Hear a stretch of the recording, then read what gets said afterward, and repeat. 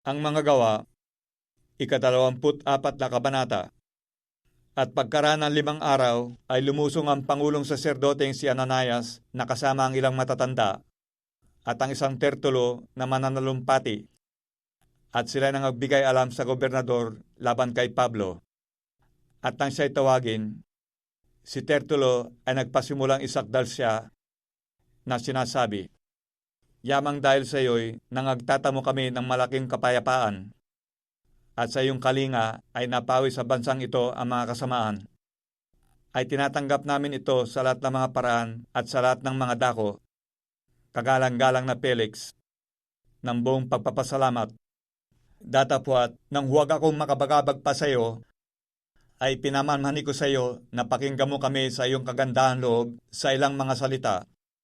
Sapagat nangasumpungan namin ang taong ito'y isang taong mapanggulo at mapagbangon ng mga paghihimagsik sa gitna ng lahat ng mga Hudyo sa buong sanglibutan, at namiminuno sa sekta ng mga Nazareno, na kanya rin namang pinagsisikapang lapastanganin ang templo, na siya ring dahil ng aming inihuli, na mapagtatalastas mo sa iyong pagsisiyasat sa kanya, ang lahat ng mga bagay na ito na laban sa kanya ay isinasagdal namin. At nakianib naman ang mga Hudyo sa pagsasakdal na pinatutunayan na ang mga bagay na ito ay gayon nga.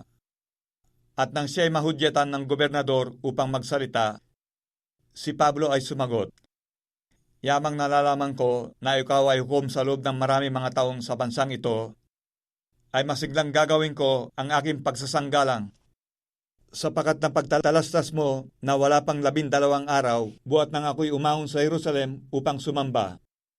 At ni hindi nila ako nasumpungan sa templo na nakikipagtalo sa kaninuman o kaya nang gugulo sa karamihan, ni sa mga sinagoga, ni sa bayan. Ni hindi rin mapatutunayan nila sa iyo ang mga bagay na ngayon kanilang isinasakdal laban sa akin. Ngunit ito ang ipinahahayag ko sa iyo, na ayon sa daan ng kanilang tinatawag na sekta, ay gayon ang paglilingkod ko sa Diyos ng aming mga magulang, na sinasampantalayanan ang lahat ng mga bagay na alinsunod sa kautusan at nangasusulat sa mga propeta, na may pag-asa sa Diyos, at siya rin namang hinihintay nila na magkakaroon ng pagkabuhay na maguli ng mga ganap at gayon din ng mga di ganap, na dahil nga rito'y lagi rin ako nagsasanay upang magkaroon ng isang budhing walang kapaslangan sa Diyos at sa mga tao. At nang makaraan nga ang ilang mga taon, ay naparito ako upang magdala ng mga limos sa aking bansa at ng mga hain, na ganito nila akong nasumpungan pinalinis sa templo, na walang kasamang karamihan, ni wala ring kaguluhan. Datapwat, mayroon doong ilang mga Hudyong galing sa Asya, na dapat magsiparito sa harapan mo at mangagsakdal kung may anumang laban sa akin. O kaya ang mga tao ring ito ang nangagsabi kung anong masamang gawa ang nasumpungan nila nang ako'y nakatayo sa harapan ng Sanhedrin. Maliban na sa isang tinig na ito na aking isinigaw nang nakatayo sa gitna nila, tungkol sa pagkabuhay na maguli ng mga patay, ako'y pinaghahatulan sa harapan ninyo sa araw na ito." Datapwat si Felix, na may lalong ganap ng pagkatalastas tungkol sa daan, ay pinagpaliban sila, na sinasabi, "Paglusong ni Lysias na Pangulong Kapitan, ay pasisiyahan ko ang iyong usap."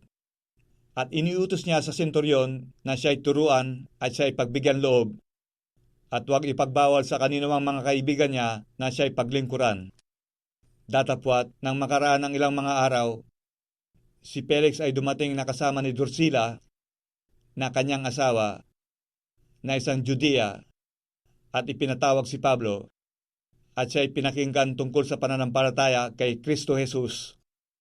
At samantalang siya ay nagsasalaysay tungkol sa katwiran at sa sariling pagpipigil at sa paghuhukom na darating, ay nangilabot si Felix at sumagot, "Ngayon humayo ka, at pagkakaroon ko ng kaukulang panahon ay papatawag kita." Kanyang inaasahan din naman na siya'y bibigyan ni Pablo ng salapi, kaya naman lalong madalas na ipinatatawag siya at sa kanya ay nakikipag-usap. Datapwat, nang maganap ang 2 taon, si Felix ay hinalinhan ni Porcio Festo, at sa pagkaibig ni Felix na siya ay kalugdan ng mga Hudyo, ay pinabayaan sa mga tanikala si Pablo.